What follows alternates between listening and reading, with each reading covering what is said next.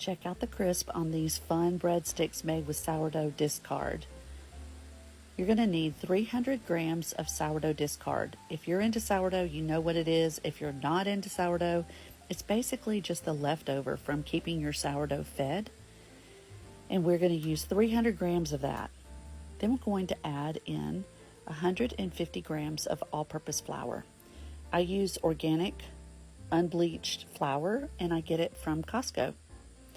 So after that, we're going to put in a half a teaspoon of sea salt and 50 grams of olive oil. I love keeping my olive oil in this squirt bottle. Makes using it so much easier. All of this is going to go in a stand mixer, or you can use your hands. Just mix it together with a spoon, and you're going to want to knead it a few times just to incorporate all the ingredients. And then these are going to go in the oven, so I always like to bake on my silicone mat or some parchment paper. This dough is super easy to work with. You're just going to turn it out, and then I'm going to divide it into equal parts. I chose 20 grams, and that's what's in the recipe. You could do larger or you could do smaller. It just depends on what size breadstick you want. If you're doing these for dips, then maybe a smaller breadstick would be better. And so I just divided these out, and I think I got about 25 of the breadsticks at 20 grams each. This recipe reminds me of making sourdough discard crackers, and instead of rolling it and cutting it into shapes, you're rolling it into long breadsticks. So just play with it. You could add some cinnamon and sugar to this recipe and make it a sweet cracker for more of a dessert dip.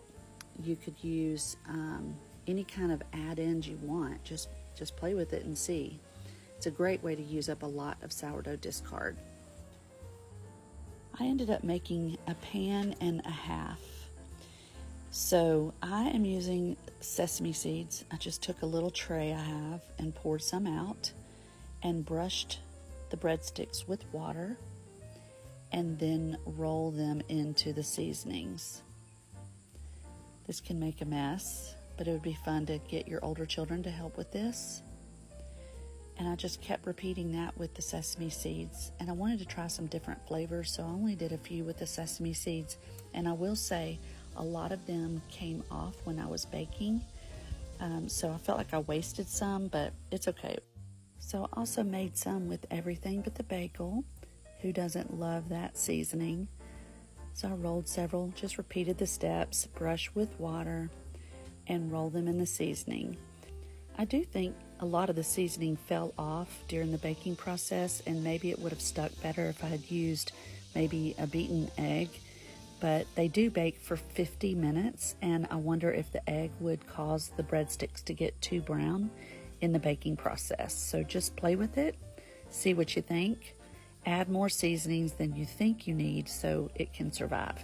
Now this is the parmesan peppercorn from Kinder's. It's a finely ground seasoning, and it stuck really well, and it baked up really nice. So here you see the sesame seed, and then the everything but the bagel, and then finally the parmesan peppercorn. Now these taste the best, in my opinion. I think I'll make a whole batch with just that seasoning on it. The crunch is so good. Let me know if you try them.